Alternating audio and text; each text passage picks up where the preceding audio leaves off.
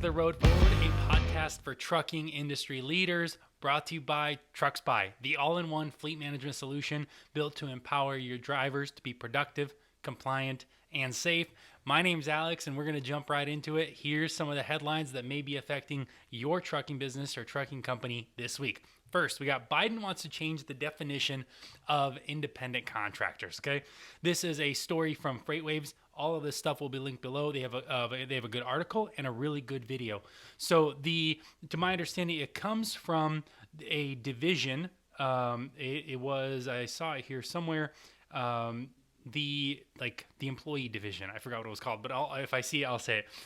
But it's not like AB5, right? We know obviously AB5 has been in the news, but it's not like that. AB5, the whole difference there is it has a simple ABC test, right?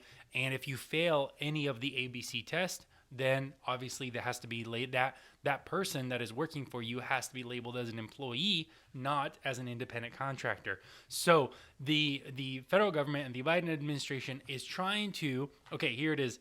It is the Fair Labor Standards Act to be more consistent with judicial precedent and the Act's text and purpose, something.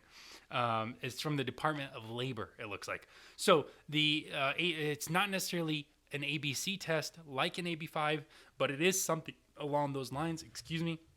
And so the key thing, though, is that, when AB5 passed a few years ago, I believe in 2019, it was one of those things like, hey, what California does, the federal government does, later on, a few years later. And so it looks like that's going to be the case. Now, the Supreme Court is not the Supreme Court, the Congress is split, obviously, so more than likely this will not pass as it stands. But this just goes to show you that if you're a motor carrier and you're utilizing owner-operators or independent contractors, that individuals that have their own trucks and trailers, just pay attention. This may affect you. So I'm going to link both the video and the article down below.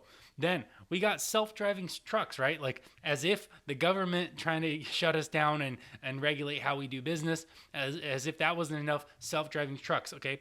A really interesting story from CDL Life. So and right in my backyard, right? There's a company called Kodiak Robotics.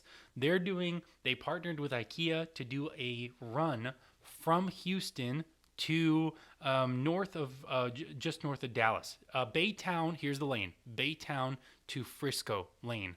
7 days a week since August 8th, right? Kodiak says that the Baytown to Frisco lane has been operating 7 days a week autonomously, right? And so granted, right now, you can read in the article, I'll link it below as well. Right now, it does require a driver to be behind the wheel full time. So essentially right now it's just the robot and the driver both in the truck. But I would not be surprised is if down the road they start to map out the lanes really well. They start to map out the route really well. They get enough data to where eventually the autonomous truck can do the lane on its own. And so the article is titled "New Self-Driving Truck Lane Operating Daily in Texas Could Improve Quality of Life for Drivers," company says.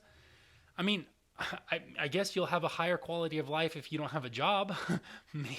I don't know. But essentially the argument that they're making is or the argument that the company is making is that basically this will make it that there's more local jobs. And so drivers prefer local jobs. And so because of this, that means drivers will be happier because there's going to be more local jobs. I don't know. Seems like a stretch to me. I don't know how much funding Kodiak Robotics has raised. I'm sure they're trying to please investors and whatnot. So yeah, I don't know. Autonomous trucks is a weird future. I don't like. On one hand, I'm for technology, but on the other hand, I'm not for people losing their jobs. So it's interesting. I want to hear from you guys in the comments. What did you think about the story? What do you think about? Just share your opinions below. But moving on, we got the next little thing is like Flint is the founder and CEO of Trucks By. Him and I want to do this like fun little video of like asking truckers what their favorite trucking song is. Well, we go up to the truck stop, we start asking drivers, and we ask 3 drivers, and let's say it didn't go necessarily as we thought. All right, favorite trucking song? Man, I don't have one. You don't have one? No. Do you have a favorite trucking song? No. No, you don't listen to trucking songs? No. No. Do you have a favorite trucking song? I Now, granted, that is a small pool of drivers. We asked three people. Like, that's not a lot. So I want to hear from you guys. Comment below, what is your favorite trucking song? I know I have a couple. What's that? On the Road Again song. I don't want to like sing it or because copyright issues and whatnot. But so there's a couple of good ones out there. I want to see what you guys are saying in the comments. But it's just funny how a lot of truckers, they don't listen to trucking songs. So go figure. So to add on top of the bad news, right? It's like we didn't get any truckers that listen to trucking music. But here's the thing. It's not all bad news. Actually, an article from Supply Chain Dive. Okay, this is a really good one. Just goes to show you that, truckers are people who have hearts. And so there is this, the Supply Chain Dive. That's what this article, how the trucking industry is helping feed 1 million Floridians after Hurricane Ian. Right, so it's pretty crazy, and you can see right here in the article, like a lot of servings of food, 400,000 servings, the amount of bread Operation Barbecue Relief had on the road as of last week. 400,000 servings of bread, 100,000 servings of vegetables, 150,000 servings of protein, 100,000 meals, a million. The total number of meals Operation Barbecue Relief aims to distribute in Florida after Hurricane Ian, right? So obviously end of September, Hurricane Ian hit. And so this is a nonprofit that's delivering food to people out there on trucks and trailers with smokers and all this good stuff. Really good article. Go check it out on Supply Chain Dive. I'll link that as well below. Now, we got an interesting interview because I've been like looking into the industry a little bit, after my exit. And I'm starting to notice that, goodness gracious, double brokering is becoming a problem. And carriers are trying to stand up. And one of the carriers is this gentleman that we have in the interview is Devin from his social media handles is Strong Hotshot. So let's get into the interview with Devin. And the reason I wanted to sit down Devin is because I recently just went across his Instagram page. And, really what I want to open up is this whole double brokering thing, okay? It seems to be a massive problem, and I'm going to share my screen right here, Devin, so you can take a look too. This right there. Boom. Can you see that? Devin, can you see that? Yep. Okay, Yeah, so this is your Instagram. And look, Devin is just posting all the double brokers that he has. He's a motor carrier and he's trying to book loads to cover trucks and whatnot. And look at his Instagram. His Instagram feed is literally just double brokers. And I asked in a poll on my own channel recently, double brokering is a problem in trucking. Do you agree? 91%, 472 votes, not even that much votes, but 91% said overwhelmingly, basically, that double brokering is definitely a problem in the trucking industry. Now, we can keep going. FreightWaves did a video recently. Freight brokerages keep growing in numbers. Look at this, Devin. So this right here, this dip, by the way, that's when they raised the bond from 10,000 to 75,000. A bunch of brokerages went out of business. But sure enough, look at this insane spike. Maybe that's because the trucking industry, the carrier side, is really overregulated and the brokerage side is not. And so now we're getting this crazy amount of freight brokers, and a lot of them are probably double brokers, right? So there's maybe it's about time to, I don't know, raise the bond to 150,000 or something like that, because this is insane growth for brokerages, right? But it gets even worse. So on the What the Truck episode, there's this guy from Freight, his website I believe is Freight Caviar. He actually went down to Argentina and did like a docu-series on the double brokering that happens in Argentina. And so they set up a freight broker in Southern California, and then they actually have all the people in Argentina do a bunch of calls and just like blow up the phones, all the brokers. And actually in a more recent, this was from August 19, 2022, so literally a month or two ago. And then in a very recent episode, they talked to a freight broker and they said, because there's less loads on the board now, freight brokers are actually getting called way more often. Because there's less loads, freight brokers are getting called way more often by double brokers. So it definitely does seem to be like there is a massive problem with freight brokering. There's a massive problem. And so, Devin, I want you to know that your work is getting unnoticed, but I want you to share your thoughts. Why is this happening? Like, what do you think is what should carriers do? Just share any advice and opinions that you have about this and how it's making it challenging to be a carrier. Well, it is challenging, and they are taking up a really good percentage of the loads that you see on the board every day in every single state, all over the United States. We ran and delivered 3,000 loads last year for my carrier. I've had up to 25 trucks like you did at one time, Alex, or more under my authority. And it's a lot of work, and it's unfair that two brokers get paid on a load in one truck. But really, where it starts is there are just as much double brokers as there are trucking companies, because you have to really dissect what happens and how this whole process starts. And how it Okay. starts is a guy gets an MC, okay, and usually it's out of Arizona or California. It's a state that doesn't require much documentation to open up a company. They get Mm, an MC and they book the load with a reputable carrier under their MC.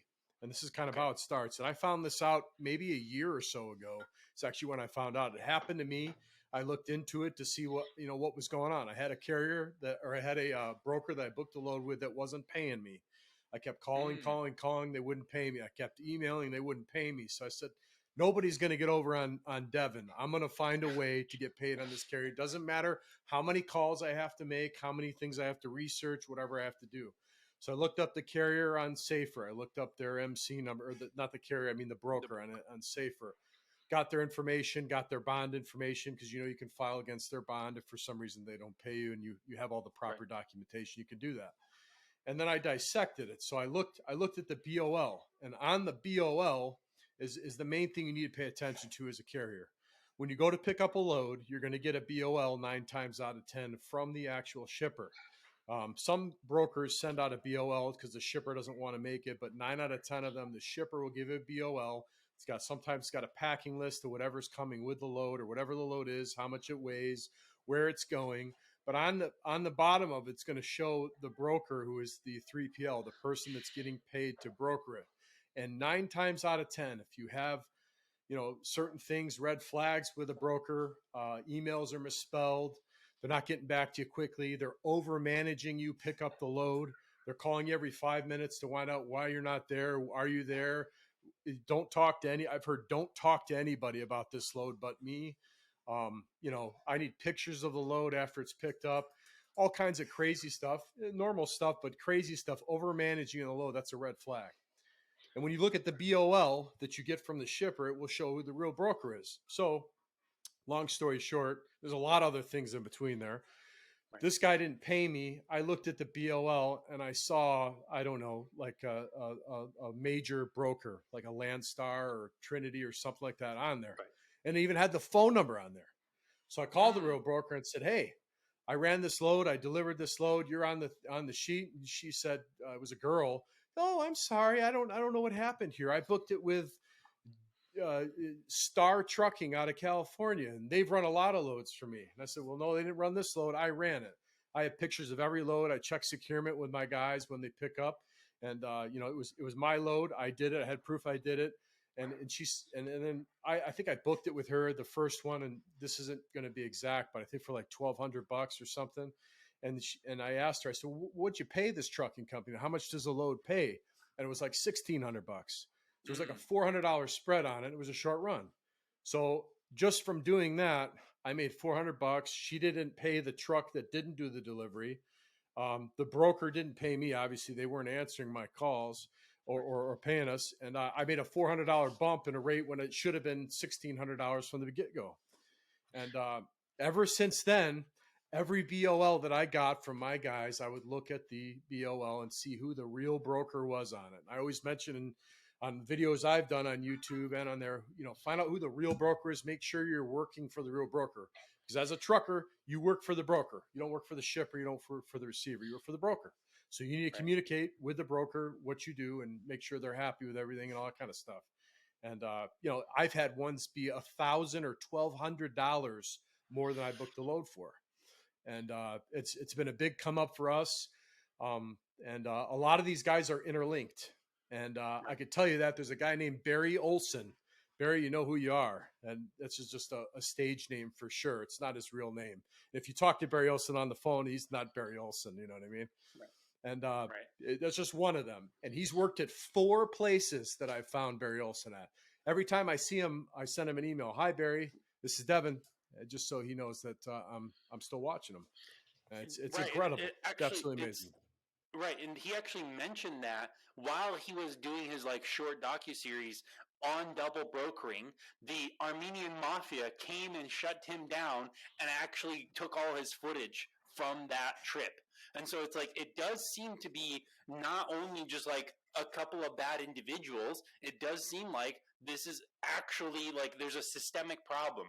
And so but just to reiterate the flag, like some of the key red flags is first is maybe they're using a Gmail, right? It's like I really think if they're using a Gmail, like they haven't had the time to set up an actual email link to their website. It's like that's a problem. So second is they only respond with email, right? Because it's hard to sound professional and not have a gigantic accent on the phone, right? And most brokerages will put their phone number. That's okay. This trucking is a little bit old school.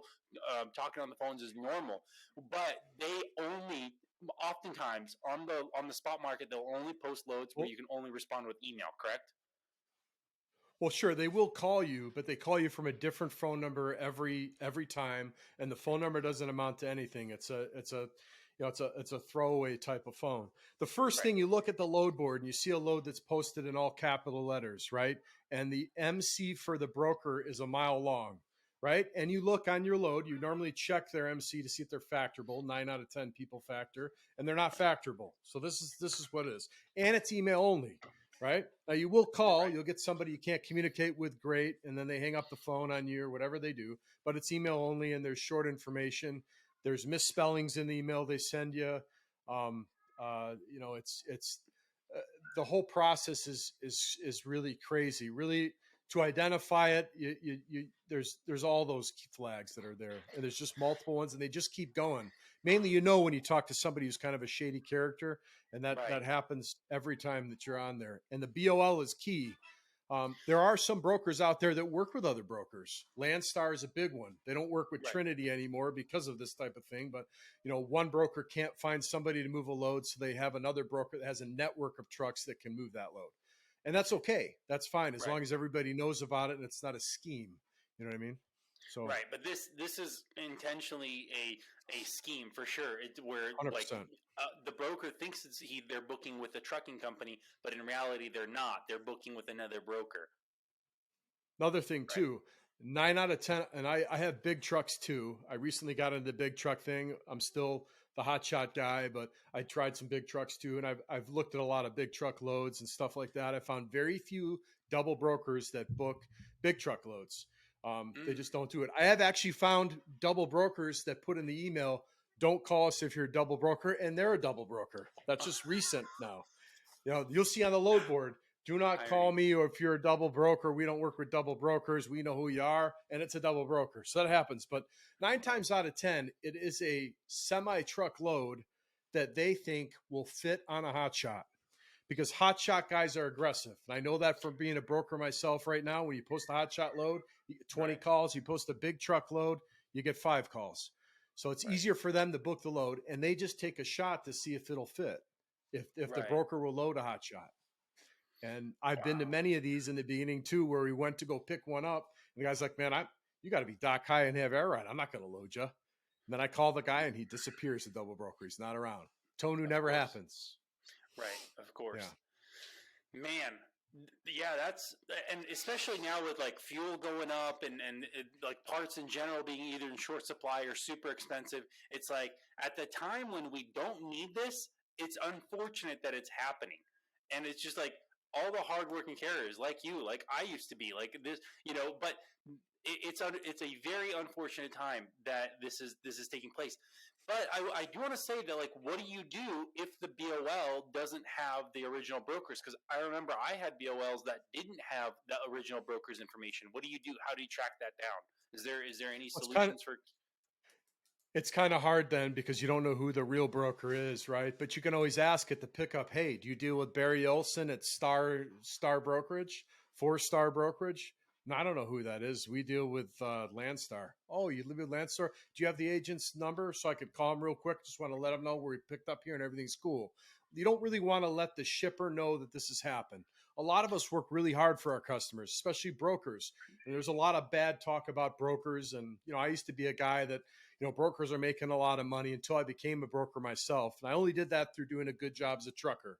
Because there's a lot of people that do a bad job as a trucker. There's a lot of people that do a bad job as a broker, right? There just is. Right. And when that happens, there's opportunity for you as a trucker. If there's just a lot of truckers that suck. There's a lot of truckers that are good. If you're a good trucker and you're in an industry where a lot of people don't do their job very well, there's opportunity. Same thing with the broker side. And, there's a lot of brokers that don't do a good job.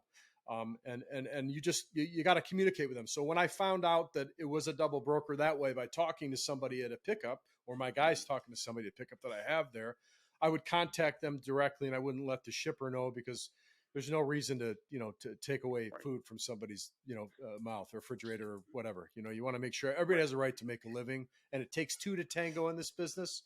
We just got to learn to communicate better. And really where it starts is the broker itself is booking with a fake trucking company. He needs to learn how to go on Carrier 411 and check somebody. He needs to have better regulations. These people can't just open up a trucking company, and nothing against guys that are new in the business, and have no process to vet the new trucking company, which is a shelf trucking company, to book the load and then to repost it. And they usually look like 4 days out. Yeah. Go ahead. I want to get into. No, you're good. I want to get into what are some solutions? Like, obviously, we saw that graph, that the dip when they raised the broker bond from 10 to 75,000. Obviously, that made a dip and cut out a lot of the bad apples. Like, what are some of the solutions? Because I know there's been talks about raising the bond to 150,000, and actually, there's been court cases where a big double broker actually got busted, and they're going through the whole lawsuit and whatnot, because they actually weren't paying the trucking companies. So it's like, what are some solutions that you think could solve some of these problems? Well, to figure out a problem in anything, you have to re-engineer what's going on. You have to start from the beginning, and you have to say, where does the problem start?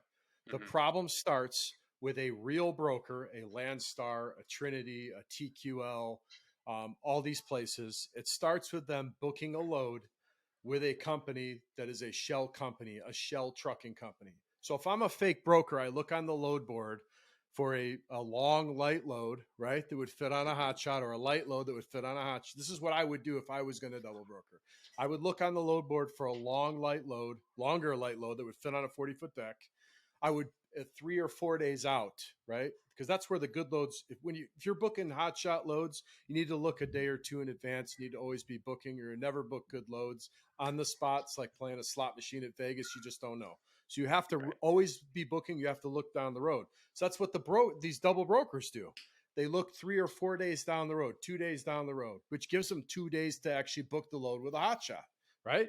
So they find something that will fit on a Hotshot, or fit in a Hotshot criteria, something that's light, that's under 40 feet, and they repost. They book that load under their shell trucking company, and they repost that under their brokerage. So the broker that initially has the customer has to do a better job of vetting the trucking company that they're booking the truck with. That they have to. And I don't know.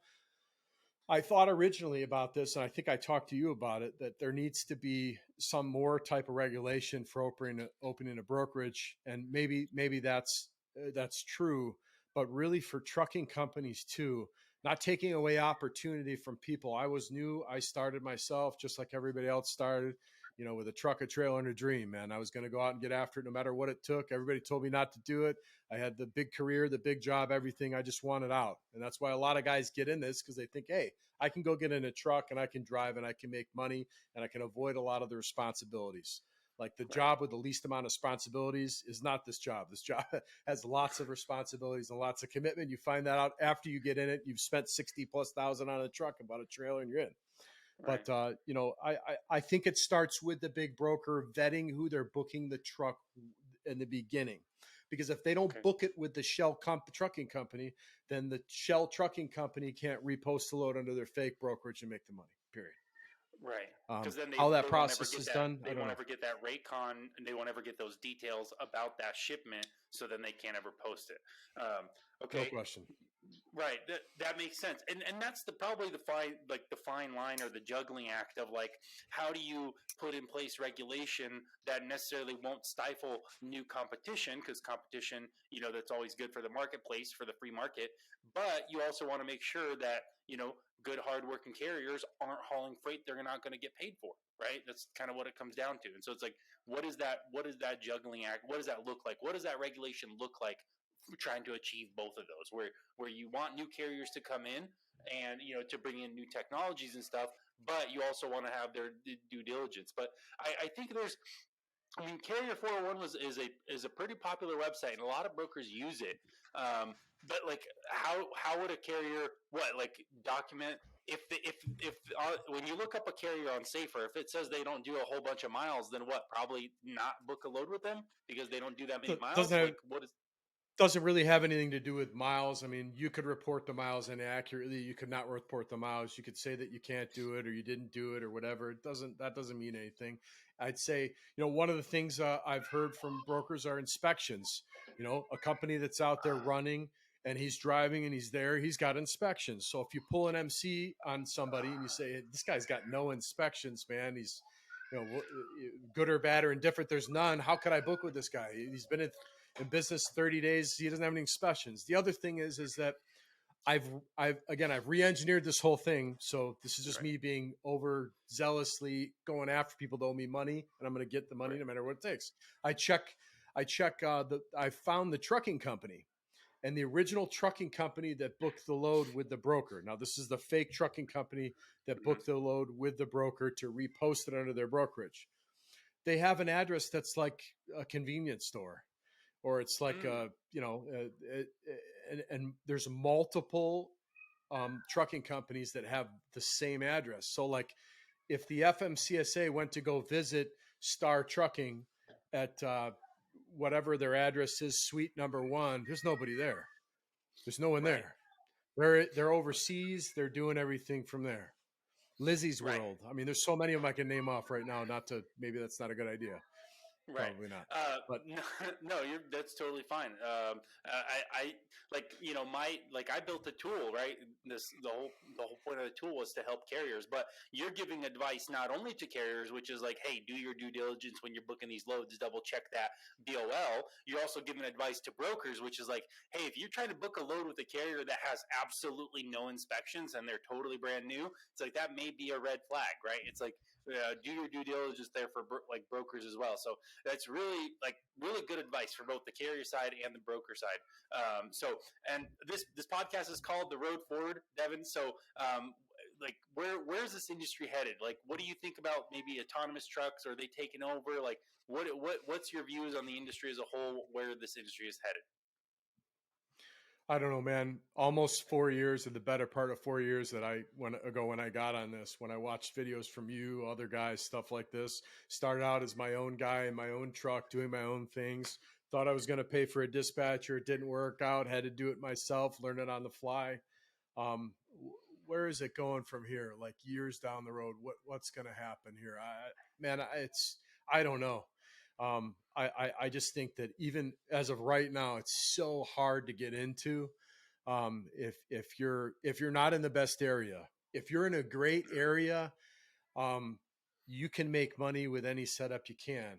Can you make more money with a better setup? Yeah, there's always a better setup. But like a guy that lives in Utah, for instance, and he sees videos online about people making a ton of money, it's going to be very hard to do that. Doesn't matter how good you are or what your work ethic is, just not in the right spot for that. I don't know. I'm not sure. I think that commercial driver's license is definitely something that's going to be warranted for, needed. I get say in the future. I think the non-CDL thing is pretty much gone, especially in a lot of states right now. I have to be very careful with what you do. It's just hard to survive, man. It's with insurance rates the way they are, fuel the way it is. I read something online. There's a 25-day fuel supply right now of diesel. I mean, what's that going to do to prices in diesel? How are you going to make money? And the rates I see this year, what I see right now, are going down. It's amazing. I don't know. being a fresh guy starting in this market, I don't know that it's possible to survive with what you have to pay to get in it. Right. Um, Well, I electric appreciate trucks it. are coming. Right. There's all Yeah, kinds of cool that stuff. that solves the diesel problems. Yeah, uh, for sure. yeah, man.